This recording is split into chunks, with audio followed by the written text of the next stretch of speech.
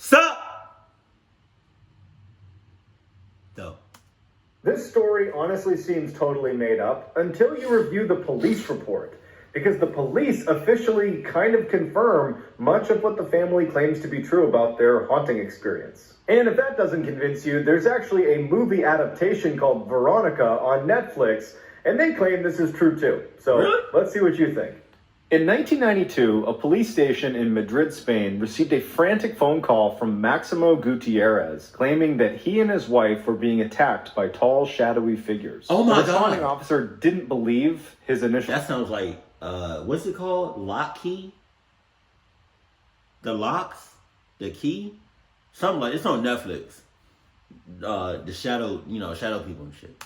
claims, but decided to check it out in case it was an actual home invasion. There were no signs of forced entry, no signs of theft. In fact, the police noted that at first, the house was eerily quiet. They called the Gutierrez's back inside to talk to them now that, the house was safe, air quoting. But as soon as they sit down to talk to them, they hear a loud bang out on the porch. The police described it as sounding like a large boulder falling and rolling along the ground. They run out to investigate, but nothing is there. Shit. Never mind what Mr. Balling just said. This image right here. Damn! They stand there puzzled. One of the officers yells, "Duck!" just as an armoire door swings open violently, narrowly missing an officer's head. At this point, they think this could be some sort of prank, and they check the armoire. They're looking all over the place. There doesn't seem to be any strings or any way that this could be a prank. There's no one around. At this point, a couple of the officers decide that this is just too much for them, and they want to wait outside. The remaining officers go back into the living room to chat with the Gutierrezes about what the heck is going on with their house. When they sit down to chat, Mr. Gutierrez proceeds to tell the officers about the strange death of their 18-year-old daughter, Estefania, who had passed away just a few years earlier, and why they think that her death is actually connected to their house being haunted. Estefania went to a very religious school, and so when one of her teachers caught her and her friends using a Ouija board, she was really upset. The teacher runs over, she smashes the Ouija board and tells them that this is not okay, they can't do it. But when she broke up the board, she destroyed the little glass planchette they were using to actually maneuver the Ouija board. And the teacher and the students You lost me a Ouija board. Jesus. that were there all claimed to have seen some sort of trapped smoke escape from the glass planchette, and it actually was inhaled by Estefania. Woo! She's possessed! She's possessed! She's possessed! Damn! Shit! Oh God! Gluck!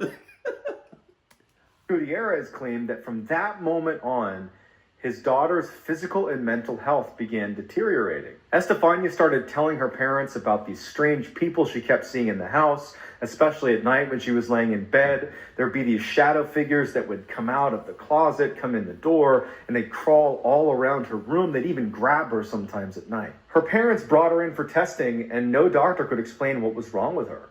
And so without a diagnosis, the parents had to watch in horror as their daughter's condition just deteriorated dramatically until finally she just suddenly died in her bed one night, and there was no official cause of death. Shortly after she passed away, her parents started to notice strange things happening in their house, and they believe that is when the haunting actually began. As the parents are divulging this information to the police, they all hear screams and banging coming from Estefania's room. The police actually physically jump up out of their chairs, they're so frightened. The police and the father make their way over to the bedroom, they open it up, and inside, no one's in there, even though the screaming continues. The crucifix that normally was mounted to the wall... Shit, so they go in there, and so they hear screaming, they go in there, and they still hear screaming, but don't see nothing? Get the fucking man. I'm out. Deuces.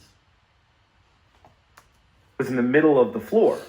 Where it was mounted on the wall were now these deep scratches dug into the wall that were not there literally probably 30 minutes earlier. Oh my God. The police continued to look everywhere to figure out where the heck the screaming is coming from, but they couldn't figure it out. As they're examining the room, they start hearing pounding in all of the walls. One of the police officers noticed that a picture of Estefania in that room had fallen on the ground, and he picked it up, and the frame itself was undamaged, But the picture inside the frame, which was of Estefania, had caught on fire and burned through. Outside the bedroom, one of the police officers noted that a strange crimson-colored goo was present in some of the Gutierrez's furniture, an unfamiliar substance that neither the parents or any of the officers had seen since being in the house. Not knowing what to make of the situation, the police leave and suggest the Gutierrezes move out as quickly as possible. And ultimately they do, and they report as soon as they left that house, all of the paranormal activity ceased. The official police report is filled with extraordinary events that the officers present, which included the chief inspector of the police force, swore to have witnessed, leaving this case to be one of the most recent and eeriest unexplained cases in police history. And recently, this case was actually adapted into a movie called Veronica on Netflix, and people are saying it is the most terrifying movie they have ever seen. If you enjoyed this video, be sure to like and subscribe, and let me know what you want to hear next. So it's a real, I might have to do a reaction to Veronica. Oh shit. Huh. This was a weird video from Mr. Ballin. Just a clean background, no intro. They can way the camera's angled. I mean, it said like, it uploaded like a year or so ago, so I don't know, but even his videos like a year or so ago, they were still, it kind of looks the same now. I don't know, but hey, I couldn't. Either those police officers did not care about their life, or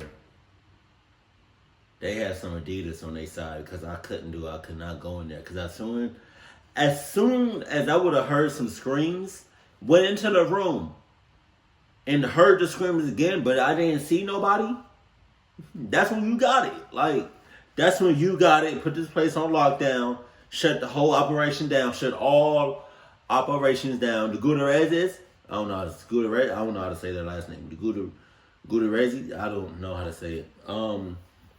Their whole family is clubbed. I knew from the moment the smoke went inside the girl, it was raps. It was raps. I knew for a fact she got possessed. And plus, they was messing with a Ouija board. Get the fuck out of here. Keep it cool, keep it classy. I love you, stay happy. My family. Jesus.